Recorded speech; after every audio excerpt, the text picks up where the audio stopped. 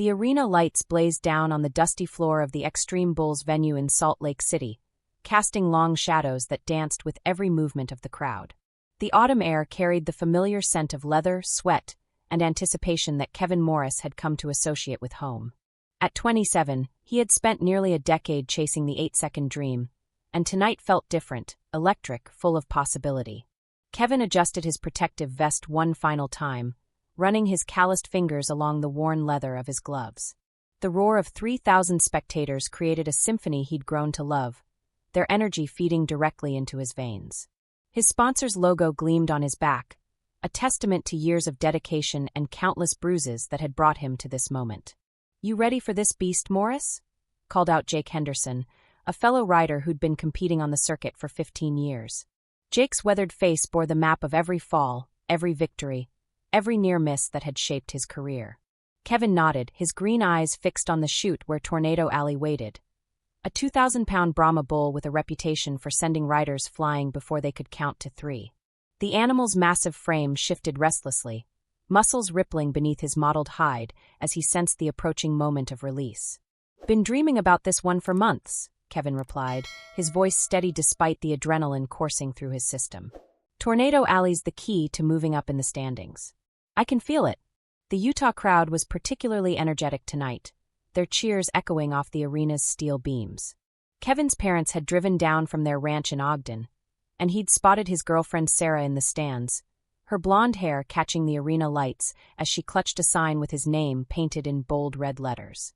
As he approached the chute, Kevin's mind wandered to the conversation he'd had with Sarah 3 weeks earlier. She'd been pushing him to consider retirement, to think about settling down and maybe helping his father expand their cattle operation. At 27, most riders were already thinking about hanging up their spurs, but Kevin felt he was just hitting his prime. "I've got at least 3 more good years in me," he'd told her over dinner at their favorite steakhouse in Salt Lake City. "The prize money's getting bigger, and I'm ranked 7th in the state. This could be my year to break into the nationals." Sarah had stirred her coffee thoughtfully, her brown eyes reflecting a mixture of love and worry that he'd seen too many times before. "I just want you to be safe, Kevin. You've got nothing left to prove to anyone." But Kevin knew he had everything to prove to himself. Every scar told a story, every successful ride built toward something greater. The ranch would always be there, but his window for greatness was closing with each passing season. The arena announcer's voice boomed across the venue. "Ladies and gentlemen from Ogden, Utah, riding Tornado Alley, please give a warm welcome to Kevin Morris." Kevin's heart hammered as he climbed the metal railings of the chute. Tornado Alley's dark eyes rolled, showing white as Kevin carefully positioned himself on the bull's broad back. The animal's body heat radiated through Kevin's jeans, and he could feel every breath the beast took. "Easy there, big guy," Kevin murmured, wrapping the bull rope around his right hand with practiced precision. The rosin on his glove would help maintain his grip, but he knew that once that chute gate opened, it would be just him, gravity, and 1,500 pounds of pure explosive power. Jake leaned over the chute rail, his voice low and serious. "Remember, this one spin's left hard out of the gate. Keep your left shoulder back and ride the spin. He'll try to drop you in the well around second 4. Kevin nodded, adjusting his position one final time. His boots found purchase in the stirrups as he raised his free hand high above his head, a gesture that had become as natural as breathing after years of competition. "You good, Kevin?" asked the chute boss, his hand hovering over the gate mechanism. Kevin took a deep breath, tasting the arena dust that hung in the air like a fine mist. Somewhere in the crowd, his parents were watching with the same mixture of pride and terror they'd felt at every competition since he'd started riding at 18. Sarah was probably covering her eyes, the way she always did until she heard the crowd's reaction. "Let's do this," Kevin called out. The chute gate exploded open with a metallic clang that echoed through the arena like a gunshot. Tornado Alley burst from the confines of the chute with a power that immediately threw Kevin's game plan out the window. Instead of the expected left spin, the bull launched straight forward, his front hooves barely touching the ground before he twisted his massive body in a violent right-hand turn. Kevin felt his balance shift instantly. The bull's hide was slicker than he'd anticipated, and his grip on the bull rope began to loosen despite the rosin. The crowd's roar became a distant hum as all his focus narrowed to staying centered on the bull's back. 1 Mississippi, 2 Mississippi, Kevin counted internally, trying to maintain his rhythm as Tornado Alley bucked and twisted beneath him. The bull's movements were erratic and powerful, each leap sending shockwaves up Kevin's spine. At the 3-second mark, Tornado Alley suddenly dropped his front end and kicked his rear legs high into the air, a move that caught Kevin completely off guard. His center of gravity shifted forward, and he felt his grip on the rope begin to fail. Stay on, Kevin whispered through gritted teeth, but Tornado Alley had other plans. The bull spun hard to the left, finally executing the move Jake had warned him about, but by then Kevin's position was already compromised. His left hand flew wide as he tried to maintain balance, and he felt himself beginning to slide off the bull's left side. At the 5-second mark, Kevin knew he was in trouble. His right hand was still wrapped in the bull rope, but his body was no longer centered. Tornado Alley seemed to sense his rider's vulnerability and increased the intensity of his bucking, each movement designed to dislodge the human clinging to his back. Kevin tried to free his hand from the rope, knowing that staying connected to a bull when you've lost control was one of the most dangerous situations in rodeo. But the rope had tightened around his glove, and Tornado Alley's next move sent Kevin flying through the air while still partially connected to the bull. The arena seemed to move in slow motion as Kevin sailed through the dusty air, his body rotating as he fell. He had time to think about Sarah, about the conversation they'd had about retirement, about the plans they'd made for the future. He even had time to regret not listening to her concerns about safety. Kevin hit the arena floor hard, landing on his back with his legs twisted beneath him.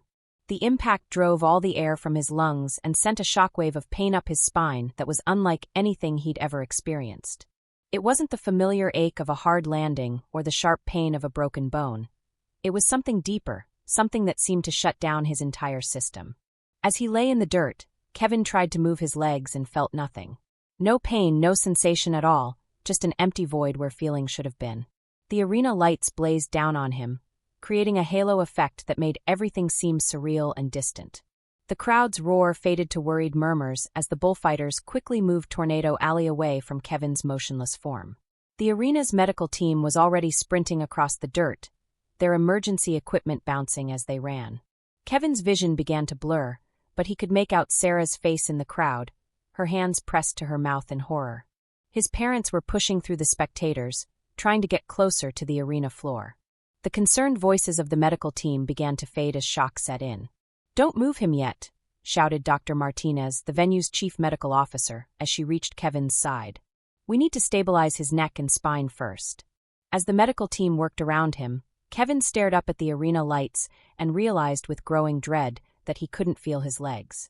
The tears that began to flow mixed with the arena dust, creating muddy tracks down his cheeks as the full weight of what had happened began to settle in.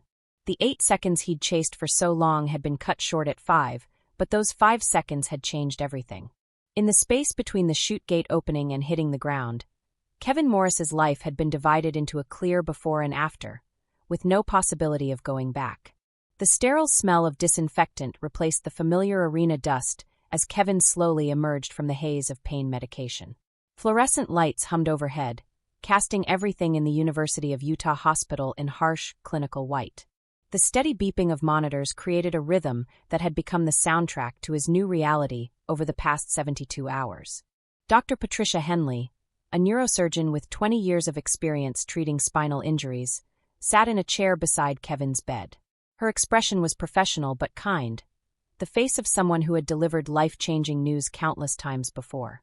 Kevin's parents, Tom and Linda Morris, stood on either side of the bed, their weathered hands clasped together as they waited for words that would either restore their son's future or confirm their worst fears. "Kevin, I know you've been asking about your condition since you woke up," Dr. Henley began, her voice steady and clear. "The imaging shows that your T12 vertebra was severely damaged in the fall. The bone fragments caused significant trauma to your spinal cord." Kevin's throat felt dry as sandpaper. He'd been asking the same questions for 3 days, and the medical staff had been giving him increasingly detailed explanations that all seemed to dance around the central issue. He needed to hear it directly, without medical jargon or false hope. "Just tell me straight, document. Am I going to walk again?" Dr. Henley leaned forward slightly, her brown eyes meeting Kevin's with unflinching honesty. "Kevin, the damage to your spinal cord at the T12 level is complete. This means you'll have permanent paralysis from the waist down." "I'm sorry." The words hit the room like a physical force. Linda Morris made a soft sound and covered her face with her hands, while Tom's jaw tightened as he processed information that every parent fears receiving. Kevin stared at the ceiling tiles, counting the small holes in the white panels as his brain tried to make sense of a future he'd never imagined. "What does that mean exactly?" Kevin asked, his voice barely above a whisper. "It means you'll need to use a wheelchair for mobility. You'll have full use of your upper body, arms, and hands. With proper rehabilitation and training, you'll be able to live independently and return to many of your normal activities. But you won't regain feeling or movement in your legs." Sarah had been sitting quietly in the corner of the room, her eyes red from 3 days of crying. She approached the bed and took Kevin's hand, her fingers intertwining with his in a gesture that had comforted him through countless minor injuries over the years. "We'll get through this," she whispered, but Kevin could hear the uncertainty in her voice. Over the following weeks, the parade of specialists began in earnest. Physical therapists evaluated Kevin's upper body strength and range of motion. Occupational therapists discussed adaptive equipment and home modifications. Social workers talked about disability benefits and insurance coverage. Each conversation felt like another step away from the life he'd planned and toward a future he didn't understand. The Rehabilitation Center at the University of Utah became Kevin's new arena, though the challenges here were entirely different from anything he'd faced on the back of a bull. Learning to transfer from his bed to a wheelchair required upper body strength and coordination he'd never needed before. Simple tasks like getting dressed or reaching items from high shelves became complex engineering problems that required new strategies and adaptive equipment. Marcus Johnson, Kevin's physical therapist, was a former Marine who'd lost his left leg in Afghanistan and understood the mental challenges of adapting to a changed body as well as the physical ones. Marcus had a direct communication style that cut through self-pity and focused on practical solutions. "The first thing you need to understand," Marcus told Kevin during their initial session, "is that your life isn't over. It's different, but it's not over. I've worked with hundreds of people with spinal cord injuries, and the ones who do best are the ones who focus on what they can do instead of mourning what they can't do." Kevin transferred from his bed to his wheelchair for the first time on a rainy Thursday morning in November. The autumn Utah sky was gray and overcast, matching his mood as he struggled with the mechanics of moving his body weight from one surface to another. His arms shook with effort, and sweat beaded on his forehead despite the cool temperature in the therapy room. "Remember to engage your core," Marcus instructed, spotting Kevin as he practiced the transfer. "Your abdominal muscles are going to become much more important now for stability and balance." After successfully completing the transfer, Kevin sat in his wheelchair breathing heavily. The simple act of moving from his bed had exhausted him in a way that 8 seconds on a bucking bull never had.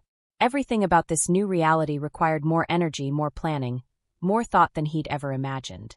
"How long does it take to get used to this?" Kevin asked, gesturing to the wheelchair. "That depends on you," Marcus replied honestly. "Some people adapt quickly, others take longer. But I will tell you this, fighting it makes everything harder. The wheelchair isn't your enemy, Kevin. It's a tool that's going to give you back your independence." The days blended together in a routine of therapy sessions, medical appointments, and visitors who didn't know what to say. Kevin's rodeo friends stopped by regularly, their conversations a mixture of encouragement and awkward silences. They talked about upcoming competitions and rider standings, subjects that felt increasingly distant from Kevin's new reality. Jake Henderson visited on a cold December afternoon, bringing news from the circuit and a get-well card signed by dozens of riders Kevin had competed with over the years. Jake's usual easy demeanor seemed forced, and Kevin could tell he was struggling with what to say.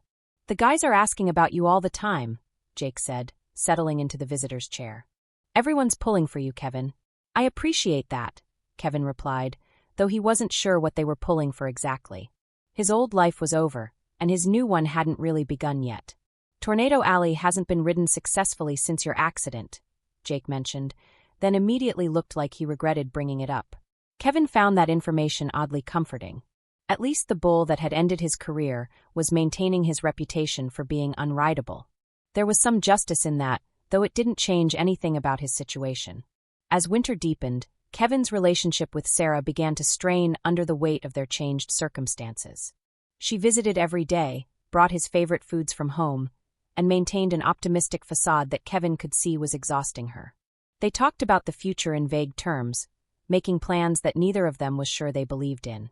"I've been looking at wheelchair accessibility for our apartment," Sarah mentioned one evening as she helped Kevin with his dinner. "We'd need to install ramps and modify the bathroom, but it's definitely doable." Kevin pushed his mashed potatoes around his plate, appetite diminished by the reminder of how much his basic needs had changed. "Sarah, you don't have to do this. I mean, you didn't sign up for this when we started dating." "Don't say that," she replied firmly, but Kevin could see the tears forming in her eyes. "We're a team, Kevin. We always have been."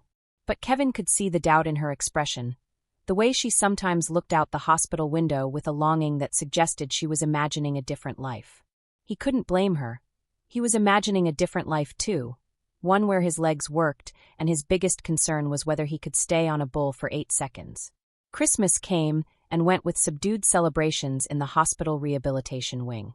Kevin's family brought decorations and tried to create holiday cheer, but the fluorescent lights and institutional atmosphere made everything feel hollow and temporary. By January, Kevin had progressed enough in his physical therapy to spend weekends at home, though home now meant his parents' ranch house, which his father had hastily modified with ramps and grab bars. The ranch that had once represented Kevin's fallback plan now felt like a symbol of dreams deferred indefinitely. On a clear January morning, Kevin wheeled himself onto the front porch and looked out at the snow-covered fields where cattle moved slowly through their winter routine. The Wasatch Mountains rose in the distance, their peaks white and sharp against the blue sky.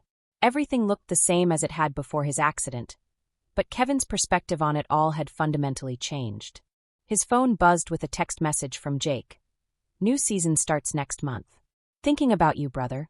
Kevin stared at the message for a long time before typing back, "Good luck out there." As he put his phone away, Kevin realized that for the first time since his accident, he wasn't thinking about getting back on a bull. He wasn't planning his return to competition or imagining a miraculous recovery. He was simply sitting on his family's porch, watching cattle graze in winter fields, and beginning to wonder what came next. The old Kevin Morris had died in that arena in Salt Lake City, his dreams mixing with the dust as his body hit the ground. Now he needed to figure out who this new version of himself was going to be, and what kind of life he could build from the pieces that remained. The University of Utah's adaptive sports program occupied a converted gymnasium on the east side of campus, its walls decorated with photos of athletes in racing wheelchairs, hand cyclers, and Paralympic competitors. Kevin had been reluctant to attend the program's orientation session, but Marcus had been insistent. "You need to be around people who understand that disability doesn't mean the end of athletics," Marcus had argued. "These folks will show you possibilities you haven't even considered yet." Kevin wheeled himself into the gym on a gray February morning, still struggling with the simple act of opening heavy doors while maneuvering his wheelchair. The space buzzed with activity, basketball players practicing shots from their sports chairs, hand cyclists adjusting their equipment, and track athletes working on racing techniques. Dr. Amanda Foster, the program director, approached Kevin with the confident stride of someone who'd spent years working with newly injured athletes. She was in her early 40s, with graying hair and the lean build of a former runner. What caught Kevin's attention immediately was her prosthetic left leg, visible below her athletic shorts. "Kevin Morris, right? I'm Amanda Foster. Marcus told me you might be joining us." Kevin nodded, feeling out of place among the focused athletes around him. "He thought it might be good for me to see what's possible. I'm not sure I'm ready for sports yet, though." "Nobody ever feels ready," Amanda replied with a knowing smile. "I lost my leg in a climbing accident 12 years ago. Spent 6 months feeling sorry for myself before someone dragged me to a program like this. Now I compete in Paralympic triathlons and coach other adaptive athletes." She gestured toward a basketball court where players in specialized wheelchairs were running plays with intensity that rivaled any able-bodied competition Kevin had watched.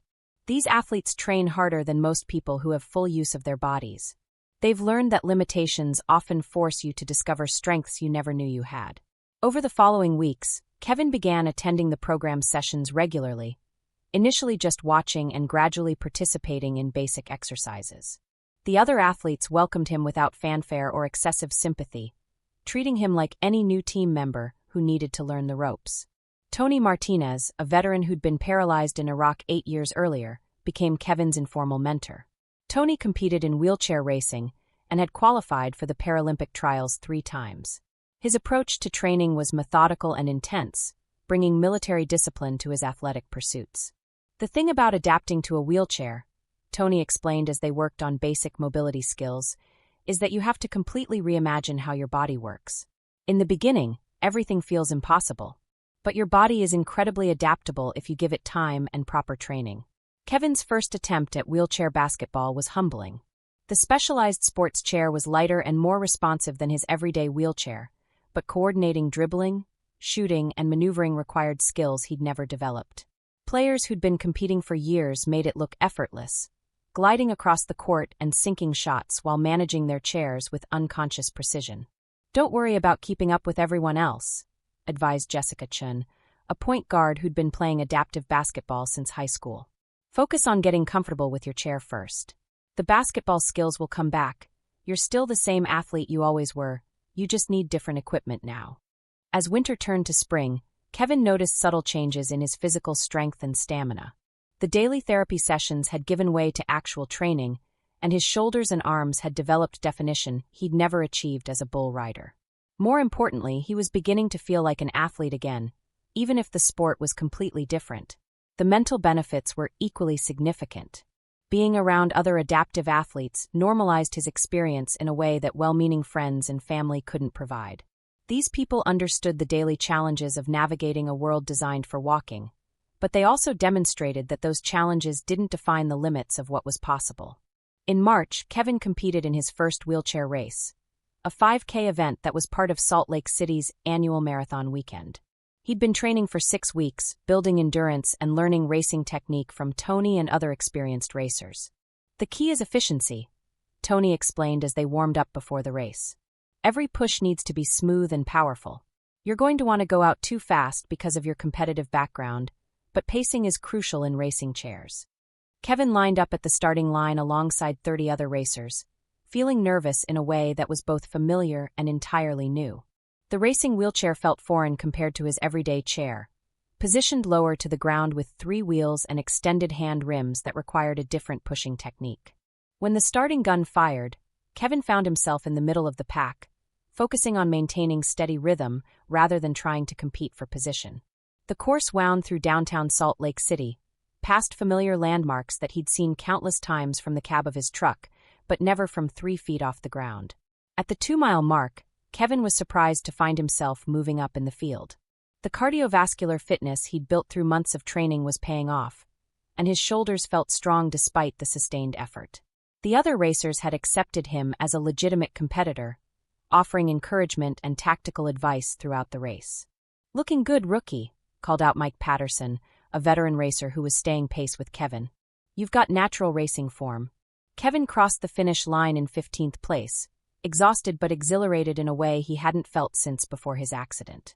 The physical challenge of the race had engaged the competitive drive that had defined him as a bull rider, but without the fear and unpredictability that had ultimately ended his previous career. Sarah was waiting at the finish line with his parents, all of them wearing proud smiles that Kevin recognized from his rodeo days. But there was something different in their expressions now, relief mixed with the pride, as if they were seeing him return to himself after months of uncertainty. "How did that feel?" Sarah asked as Kevin caught his breath. "Like flying," Kevin replied and realized he meant it. The success of the race motivated Kevin to increase his training intensity. He began working with a coach, developing race strategy and technique that could make him competitive at higher levels. The adaptive sports community welcomed his growing commitment, offering equipment advice, training partners, and entry into regional competitions. Dr. Foster pulled Kevin aside after a particularly strong training session in April. "I've been watching your progress, and I think you have real potential as a racer. Have you given any thought to training for Paralympic qualification?" The suggestion hit Kevin like a revelation. He'd been focused on basic adaptation and recovery, but the idea of elite-level competition hadn't occurred to him. The Paralympics represented the pinnacle of adaptive athletics, a stage where the world's best disabled athletes competed at levels that would impress any sports fan.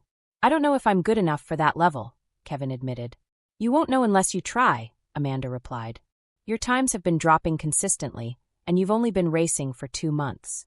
With dedicated training and proper coaching, I think you could be competitive at the national level within 2 years." That evening, Kevin sat on his parents' porch again, but this time his view of the future looked entirely different. The mountains still rose in the distance, and the cattle still moved through their pastures, but Kevin no longer saw his surroundings as a consolation prize for dreams that had died in an arena. Instead, he was beginning to see possibility again. The competitive fire that had driven him to climb on the backs of dangerous bulls was finding a new outlet, one that offered the same satisfaction of pushing physical and mental limits without the constant threat of catastrophic injury. He thought about Tornado Alley, the bull that had changed everything. For months, he'd harbored anger toward the animal, toward the sport, toward the randomness of his accident. But sitting there in the spring evening, Kevin realized that his accident hadn't just ended one story. It had begun another one. His phone buzzed with a message from Tony. Training tomorrow at 6 a.m. Paralympic trials are in 18 months. You in? Kevin looked at the message and thought about the 15 miles he'd covered that morning in training, about the races he'd entered for the coming summer, about the possibility of representing his country in Paralympic competition. For the first time since his accident, the future looked like something worth racing toward. He typed back, "I'm in." As the sun set behind the Wasatch Mountains, Kevin Morris began planning a comeback that would take him further than he'd ever imagined possible. The 8 seconds he'd chased for so long had been replaced by something measured in miles and minutes, but the drive to be the best version of himself remained exactly the same. The alarm clock showed 4:47 a.m. when Kevin's eyes opened in the darkness of his apartment. After 8 months of living with his parents, he'd finally moved into his own place, a ground-floor unit specifically chosen for its accessibility features. The morning routine that had once seemed impossibly complicated now flowed with practiced efficiency. Transfer to his wheelchair, shower using the adapted bathroom fixtures, breakfast and equipment check before heading to training. The Salt Lake City Olympic Training Center had become Kevin's second home over the past year. The facility, built for the 2002 Winter Olympics, now housed year-round training programs for various adaptive sports. Kevin's coach, former Paralympian David Chun, had structured a training regimen that would have intimidated Kevin's former bull riding self. "Morning, Morris," called out Elena Vasquez as Kevin wheeled into the training facility. Elena was a veteran track and field athlete who'd been competing in Paralympic events for 6 years. She'd become Kevin's primary training partner and had developed a friendly rivalry that pushed both of them to improve. "You ready for today's time trial?" Elena asked, adjusting her racing gloves. "Coach Chen wants to see where we stand before the regional qualifiers next month." Kevin nodded, feeling the familiar pre-competition nervousness that he'd learned to channel into performance energy. The time trial would be over 10,000 meters, a distance that had seemed impossible when he'd first started training, but now felt manageable with proper preparation. Coach Chen gathered the training group around him, his weathered face serious as he outlined the morning's objectives. David had competed in 4 Paralympic Games during his career and brought an intensity to training that demanded excellence from every athlete he worked with. "Today's times matter," Chen announced. "Regional qualifiers are 4 weeks away, and national championships are in September. Kevin, your 5K times have been dropping consistently, but the 10K is a different race entirely. Pacing and strategy matter more than raw speed." Over the past 14 months, Kevin had transformed his body and his understanding of what athletic excellence meant in his new reality. His shoulders and arms carried muscle mass that made his bull riding physique look modest by comparison. More importantly, his cardiovascular system had adapted to the demands of endurance racing in ways that surprised even his coaches. The time trial began with Kevin settling into the middle of the pack, following Coach Chen's instruction to run his own race rather than getting caught up in early moves by other racers. The indoor track at the training center allowed for precise splits and timing, creating an environment where improvement could be measured in seconds and hundredths of seconds. Elena set a pace slightly faster than Kevin's previous best times, testing whether his fitness had improved enough to handle a more aggressive racing strategy. Kevin stayed close behind her, monitoring his heart rate and effort level while waiting for the right moment to make his move. At the 5K split, Kevin's time was 30 seconds faster than his personal best for that distance. Coach Chen called out encouragement from the infield, but his expression remained focused and analytical. Kevin could feel that he had more to give, and the realization excited him in a way that reminded him of his best days as a bull rider. "Time to find out what you're made of," Kevin whispered to himself, settling into a rhythm that felt both sustainable and challenging. Over the final 3,000 meters, Kevin gradually moved up in the field, passing racers who'd gone out too fast and were now paying for their aggressive early pace. His stroke remained smooth and efficient, the result of hundreds of training sessions focused on technique and form. With 800 meters to go, Kevin found himself in second place behind Elena, who was pushing a pace that was faster than either of them had ever sustained in training. The competitive fire that had once driven him to climb on dangerous bulls now focused on closing the gap between himself and the finish line. Elena glanced back with 200 meters remaining and saw Kevin pulling even with her. Instead of backing down, she shifted to another gear, turning the time trial into a genuine race that brought out the best in both athletes. Kevin crossed the finish line just behind Elena, both of them exhausted but exhilarated. Coach Chen was already examining his stopwatch, his expression shifting from analytical to genuinely surprised. "Kevin, you just ran 32:15. That's a 2-minute personal best, and puts you within range of Paralympic qualification standards." The number hit Kevin like a physical force. Paralympic qualification had been a distant goal when he'd started training, something to work toward over several years. The possibility that he might be competitive at that level within 2 years of his accident seemed almost too good to believe. "Are you serious?" Kevin asked, still breathing hard from the effort. "Dead serious," Chen replied. "Elena, your time was 31:58, also a personal best. We might be looking at 2 Paralympic qualifiers here." As word spread through the training center, other athletes and coaches gathered around to offer congratulations. Kevin had been accepted into this community gradually over the past year, earning respect through consistent effort and improvement rather than sympathy for his circumstances. Tony Martinez, who'd become Kevin's closest friend among the athletes, wheeled over with a huge grin on his face. "Told you that bull rider tenacity would transfer over. You've got that same fearless attitude, just applied to a different sport." The drive home from training gave Kevin time to process the magnitude of what he'd accomplished. When he'd first started attending the adaptive sports program, he'd been focused simply on finding some form of physical activity that could replace what he'd lost. Now he was potentially within reach of representing his country at the highest level of adaptive athletics. His phone buzzed with a text from Sarah. "Heard about your time trial from your mom. Incredible. Can't wait to hear all about it tonight." Kevin and Sarah's relationship had evolved significantly over the past year. The uncertainty and strain that had characterized the first months after his accident had gradually given way to a partnership based on his new reality rather than mourning for what they'd lost. Sarah had enrolled in classes to become a physical therapy assistant, partly inspired by watching Kevin's recovery, but also pursuing her own career goals. That evening, Kevin met Sarah at their favorite restaurant, a place they'd been coming to since they'd started dating 5 years earlier. The staff had made accommodations for his wheelchair access, but more importantly, Kevin no longer felt self-conscious about navigating public spaces in ways that had once seemed intimidating. "Tell me everything," Sarah said as they settled into their booth. "Your mom called and could barely contain her excitement." Kevin recounted the morning's training session, the unexpected time drop, and Coach Chen's assessment of his Paralympic potential. As he talked, he watched Sarah's expression shift from pride to something more complex, a mixture of excitement and what looked like concern. "This is amazing, Kevin, really," Sarah said. "I'm so proud of how far you've come. It's just, the Paralympics would mean traveling, major time commitments, probably relocating for training. Are we ready for that kind of lifestyle?" The question was fair and one that Kevin had been considering as his training intensified. Elite-level competition would require sacrifices and commitments that would affect both of them. But for the first time since his accident, Kevin felt like he was being asked to choose between competing at the highest level he could achieve rather than simply trying to adapt to limitations. "I don't know what we're ready for," Kevin admitted, "but I know I need to find out how good I can be at this. Does that make sense?" Sarah reached across the table and took his hand, her touch carrying the same comfort it had provided through every challenge they'd faced together. "It makes perfect sense. I fell in love with someone who was willing to climb on the back of a 2,000-pound bull because he wanted to be the best at something dangerous and difficult. This isn't really that different." Over the following weeks, Kevin's training intensity increased as he prepared for regional qualifying competition.